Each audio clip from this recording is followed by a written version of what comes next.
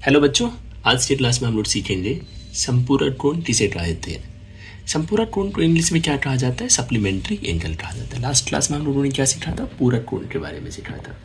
तो सबसे पहले ये ध्यान से समझ लो कि संपूरक कोण उन दो कोणों को कहा जाता है एक दूसरे का जिनका सम 180 डिग्री होता है। चलो एग्जाम्पल लेके समझते हैं, तब थोड़ा और अच्छे से समझ आएगा। मान लो ये 70 डिग्री देख रहे हो और फिर ये 110 डिग्री देखो। ये दोनों कोण एक दूसरे के संपूरक कोण कहलाते हैं। क्यों कहलाते हैं संपूरक कोण? क्योंकि दोनों को यदि ऐड करोगे तो क्या मिलेगा? 180 डिग्री मिलेगा। जैसे ये देखो 130 डिग्री और ये 50 डिग्री, ये एक दूसरे के संपूरक कोण कहलाते हैं। क्यों कहलाते हैं? दोनों को यदि ऐड करोगे तो क्या मिलेगा? 180 डिग्री मिलेगा। ठीक है। अब यदि मान लो तुमसे कोई पूछे कि मेरे को बताओ 102 डिग्री का संपूरक कोण क्या होगा। अब तुम्हें पता है ना कि दो कोणों का योगफल यदि 180 डिग्री होता है तो वो एक दूसरे के संपूरक कोण कहलाते हैं। और तुमसे क्या पूछा गया? 102 डिग्री का संपूरक कोण बताओ। तो 180 डिग्री में से क्या करना है तुम्हें? 102 डिग्री को सब्सट्रैक्ट कर देना है।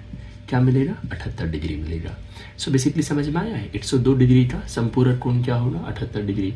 और यदि 78 डिग्री का संपूरक कोण पूछा जाए तो क्या होगा? 102 डिग्री।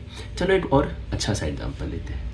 मान लो तुमसे पूछा जाए कि 75 डिग्री का संपूरक कोण बताओ, तो क्या करोगे? 180 डिग्री में से ये 75 डिग्री सब्सट्रैक्ट करोगे तो क्या मिलेगा? 105 डिग्री मिलेगा। तो 75 डिग्री का संपूरक क्या हुआ? 105 डिग्री।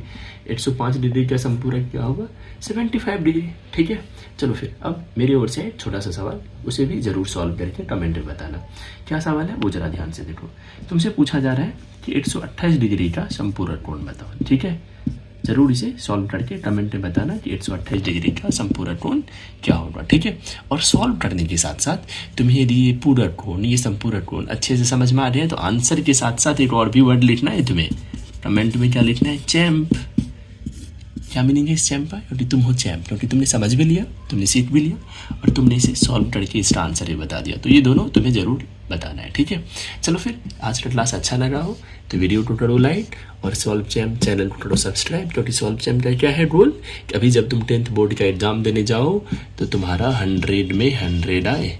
मैथ्स में ना मेरे को तुम लोगों को बेस्ट बनाना है, सुपर बेस्ट।